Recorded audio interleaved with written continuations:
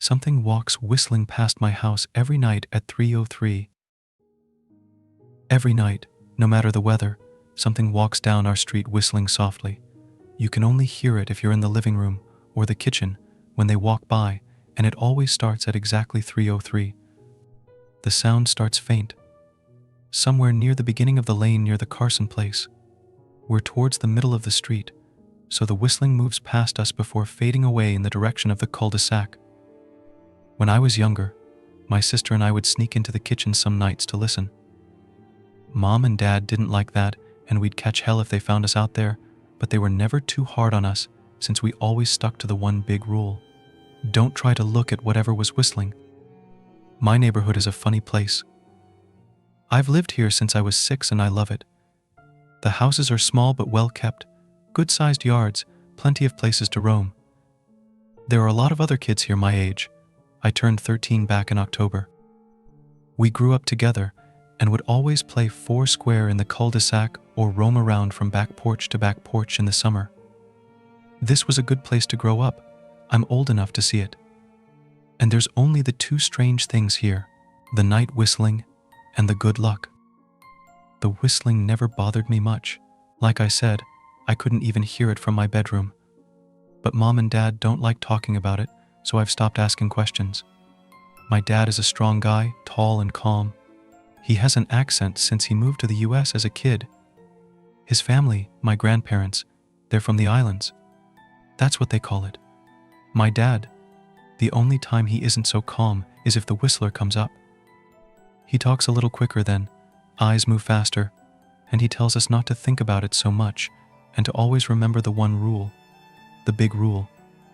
Don't try to look outside when the whistler goes past. Not that we could look even if we wanted. See, there are shutters on the inside of every window, thick pieces of heavy canvas that pull down from the top and latch to the bottom of the window frame.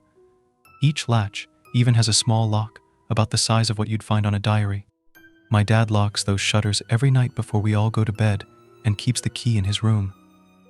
My mom, well, I don't know what she thinks about the whistling. I've seen her out in the living room before at 3 when the sound starts. I could see her if I cracked my door open just an inch to peek. She's not out there often, at least I haven't caught her much, but once or twice a month I think she sits out there on our big red couch, just listening.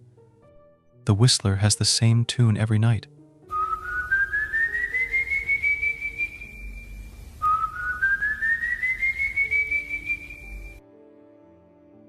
Remember how I said there are two odd things about where I live? Well, besides our night whistler, everyone in my neighborhood is really lucky. It's hard to explain and Dad doesn't like us talking about this part much, but good things just seem to happen to people around here a lot. Usually, it's small things, winning a radio contest, or getting an unexpected promotion at work, or finding some arrowheads buried in the yard. You know, the authentic kind. The weather is pretty good and there's no crime and everybody's gardens bloom extra bright in the fall. A million little blessings, I've heard my mom say about living here. But the main reason we stay here, why we moved here in the first place, is my sister Nola. She was born very sick, something with her lungs.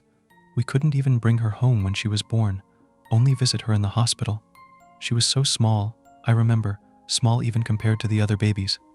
A machine had to breathe for her. We moved into our house here to be closer to the hospital. As soon as we moved here, Nola started getting better. The doctors couldn't figure it out. They chalked it up to whatever they were doing, but we all could tell they were confused. But my parents knew, even I knew, Nola getting better was just another of the million little blessings we got for living in our neighborhood. So that's why we stayed even after we found out that, for every small miracle that happens here every day, now and then some bad things happen. But they only happen if you look for the whistler. See, our neighborhood has a welcoming committee. They show up with macaroni casserole and a gift basket and a manila folder whenever someone new moves in. They're very friendly. 4 people showed up when we moved in 7 years ago. The committee made small talk, gave me a Snickers bar, and took turns holding Nola. It was her first week out of the hospital, so they were extra careful. Then the committee asked to speak to my parents in private, so I was sent to my room where I still managed to hear nearly every word. The welcoming committee told my parents about how nice the neighborhood was, really exceptionally, hard to explain kind of nice.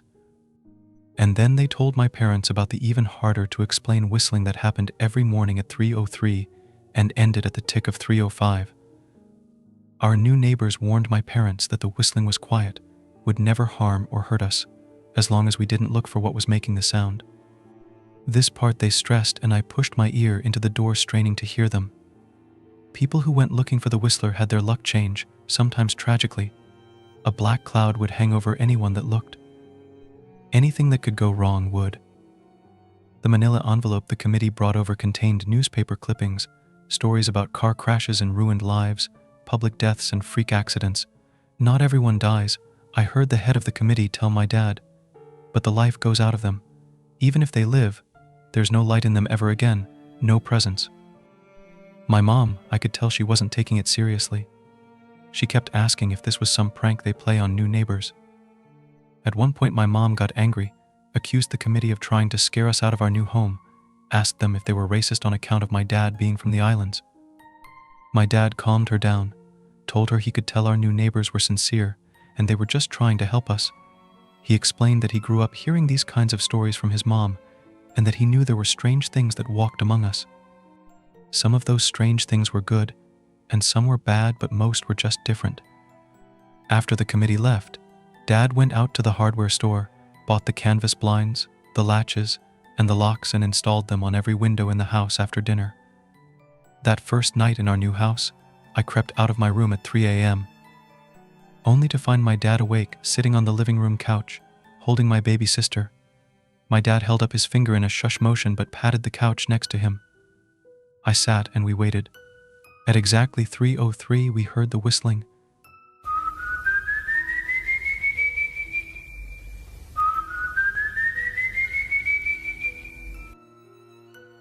It came, and it went just like our neighbor said. The whistling returns each night, and we never look, and we enjoy our million little blessings every day. Nola breathes on her own, and she's grown into a strong, clever girl. My dad even joined the welcoming committee. We don't get new neighbors often. Why would anyone want to leave? But when a new family moves in, my dad and the committee bring them macaroni casserole, a gift basket, and the manila folder. I can always tell by the look on my dad's face when he comes back if the family took the committee seriously or if we'd be getting new neighbors again very soon. Not long ago, a family moved in directly next to us. The previous owner, Mrs. Maddie, passed away at age 105. She'd lived a good, long life. Our new neighbors seemed like they'd fit in just fine. They believed the welcoming committee, took my dad's advice about the locking shutters since they had a young child of their own. Whatever newspaper clippings were in that manila envelope, whatever evidence, my dad never let us see. But I imagine it must have been awfully convincing since our neighbors got along with no issues for the first month. One night, when our new neighbors had to leave town, they sent their son, Holden, to stay with us. He was 12, a year under me in school. I didn't know him well before that night, but as soon as his parents dropped him off after dinner, I could tell it was going to be a bad time. Do you know who is always out there whistling every night? Holden asked the moment the adults left the room. The three of us were sitting in the den, some Disney movie playing idly on the television. My sister and I exchanged a glance. "We don't talk about that," I said. "I think it's that weirdo that lives in the big yellow house on the corner," Holden said. "Mr. Tolles?" my sister asked. "No way, he's really nice." Holden shrugged. "Must be a psycho killer then." Nola tensed. "We don't talk about it," I repeated. "Let's go in my room and play Nintendo." We spent the next few hours playing games, eating popcorn, and then watching movies. A typical sleepover, but I could see Holden was getting antsy. After my parents had wished us a good night, locked the blinds, and gone to bed, Holden stood up from his beanbag and walked over to where Nola and I were sitting on my bed. "Have you ever even tried looking?" he asked. "It's nearly time." Like most sleepovers, we'd conveniently ignored any suggestion of a bedtime. I was shocked to see he was right. It was almost 3 a.m. I sighed. "See, I can't even try to look because my dad locks the blinds every night and hides the key." He continued, ignoring me. "So does our dad," said Nola. "No," replied Holden. "No, he doesn't. You saw him do it," I said, a little sharper than I meant to sound. Holden grinned. "Your dad locks the blinds, yeah, but he doesn't hide the key. He keeps it right on his normal keychain." "So what?" I asked, worried I already knew what he would say next, because I had noticed that my dad didn't bother hiding the key anymore after all of these years, because he knew we took it seriously. "So, after your dad locked up, but before your parents went to bed, I went to the bathroom, and on my way, I may have peeked into their room, and I may have seen your dad's keychain on his nightstand, and I maybe went and borrowed the key to the blinds." Nola and I stared, and his grin only grew wider. "You're lying," I said. Holden shrugged. "You can check if you want. Just open your parents' door and look. You'll see his keychain right there on the nightstand." "Stay here," I told both of them. "Don't move a muscle." I hurried over to my parents' room but hesitated at the door. If Holden wasn't lying, my dad would be angry, beyond angry. I was scared thinking about it, but more scared of an open window with the Whistler right outside. I opened the door, barely an inch, and looked in, but it was too dark to see. Taking a deep breath, I walked into the room. 2 steps into the dark, I froze. The whistling started, and I could hear it clearly. From my parents' room, I never realized, but they must have heard the sound every night since we moved into the house. They never told us. I don't think I could have slept through it. I stood there, listening to the whistling come closer, unsure whether I should turn on a light or call out for my dad. Soft sounds from the living room brought me back to reality. "Nola," I yelled, running out of my parents' room. Holden and Nola were standing near the front door next to a window. Holden wasn't lying. I could see him fumbling with the lock on one of the blinds. I heard a click. He did have the key. Holden let out a quick laugh. Nola stood next to him, hunched up, afraid but maybe curious. The whistling was right outside our house now. I think I made a sound I can't remember. Time felt frozen, clock hands nailed to the face. But I found myself moving. I'm not fast, I've never been athletic. Somehow, though, I covered the space between myself and Nola in a moment. My eyes were locked on her, but I heard Holden pull the blind all the way down so it could release. I heard the snap of it start to raise, and I heard the whistling just on the other side of the window. But I had my arms around Nola and I turned us so she was facing away from the window. At the same time, I jammed my eyes shut. The blind whipped open. The whistling stopped. I felt Nola shaking in my arms. "Don't look, okay?" I told her. "Don't turn around." We were positioned so that she was facing back towards the hallway and I was facing the window. My eyes were still closed. I felt her nod into my shoulder. I reached out with the arm not holding Nola and tried to touch Holden. My hand brushed against his arm. He was shaking worse than Nola. "Holden?" I asked. Silence. I reached past him and gingerly felt for the window, eyes still sealed shut. The glass was cold against my fingertips, colder than it should have been for the time of year. I moved my hand up the window, searching for the string to the blind.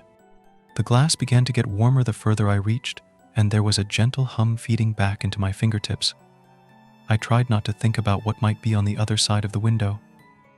Finally, I touched the string and yanked the blind shut. I opened my eyes.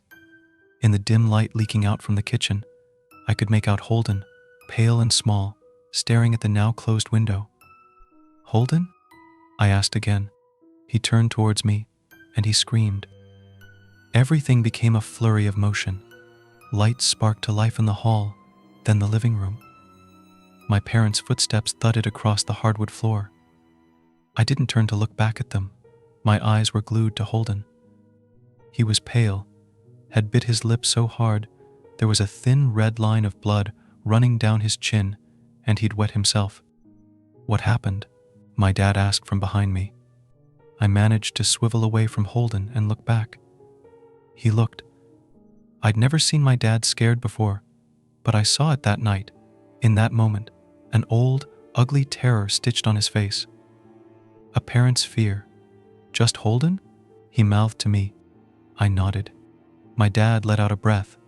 He looked so relieved I nearly expected him to cheer, but then he turned to Holden and my dad's face changed. I wondered if he felt bad for feeling good that Holden was the only one that looked. There was a knock at the door. We all froze. Holden whimpered. "Don't answer it," my mom said. She stood at the threshold of the hall. I'd always thought she was a skeptic and just humored my dad about the windows and the whistler, but that night we were all believers. I noticed that both of my parents held baseball bats they must have taken from their bedroom. The knock came again, a little louder this time. "Please don't open the door," Holden whispered. My dad walked over to him, hugged him close. "We won't," my dad promised, still holding his bat. "Nothing is coming in here tonight." This time the knocking was loud enough to rattle the door. Holden screamed again, and Nola clutched her arms around my neck. My mom came over and knelt down next to us, wrapping my sister and me close. "Call the police," my mom whispered to my dad. The knocking instantly stopped. My dad looked over his shoulder at us. "Do you think that he was cut off by frantic knocking that trailed off to a polite tap?" "It's the police," something said from the other side of the door. The voice from outside sounded exactly like my mom, like a parrot repeating the words back to her. "Police? Police? Police? Please stop," I heard my mom whisper. "Police? Police? Police?" "I don't think calling them will help," my dad said. "How will we know when they're the ones at the door?" The knocking came back harder than before. The door shook. Then it stopped. After a long moment, I heard the knocking again, but it was coming from our back door. We all turned together towards the back door, but the knocking immediately returned to the front door. Front to back to front, loud then quiet then loud again. Suddenly, the sound was coming from both doors at once, big, heavy blows like a sledgehammer. Then something started rapping against all of the windows in the house, then the walls. It was like we were living inside a drum with a dozen people trying to play at once. Or we were a turtle, and something was attempting to claw us out of our shell. "Stop," Holden yelled. The knocking died. "I won't tell," Holden said, staring at the door. "I promise I won't tell anyone what I saw. Just please go away." We waited for nearly a minute. Then we heard it. A soft tap, tap, tap, coming from the window Holden had looked through earlier. Holden started to cry, sobbing like a prisoner watching gallows being built outside their cell. My dad held him, brushed his hair, but never lied to him, never told him things would be okay. The tapping at the window went on for the rest of the night. We huddled together in the living room for I don't know how long. Eventually, my mom tried to take us kids into my room while my dad stayed to watch the door. But the second we moved into my bedroom, the knocking came back, so loud it was possible to ignore. I was afraid the door couldn't take it. We went back to the living room, and the knocking stopped. Only the tap, tap, tap on the window remained. None of us slept that night. The tapping stopped around 7 a.m. That's about the time the sun comes up here. We waited another 2 hours before my dad opened the blinds from one window. He made us all go back to my parents' bedroom first. I heard him open the door, then come back in. "Okay," he told us. "It's done." Holden's parents came back around lunchtime.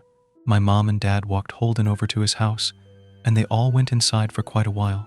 Nola and I watched from the window. She stuck to me the whole day, right at my side, sometimes holding my hand. When my parents came back, they looked grim but wouldn't tell us what they said to Holden's family. It was a Sunday, so we all spent the day together, ordered pizza, and watched movies.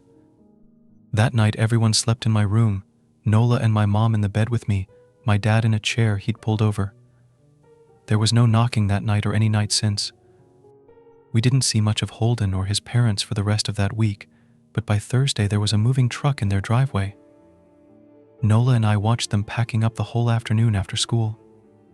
What sticks with me most is how tired Holden and his parents looked. All three had the same pallor, Grim mouths and lightless eyes. Even from across the street I could tell something was very wrong. Holden and his family were gone before sunset. I think Holden's parents must have looked, either to comfort him if they didn't believe or share the burden if they did. I watched Nola some days, happy and young and alive, and I wonder if I'd been slower, if she'd looked out the window that night. Would I have looked too? To comfort her? To share that burden? I'm glad I don't have to find out. We still live in that house, in that neighborhood. We still hear our whistler walking past every night. The blessings, the luck, the good things here are too good to leave. But we're careful. We don't have friends over to spend the night anymore. And my dad hides the key to the blinds very, very well. Not that I've gone looking. Some things you just don't need to look for.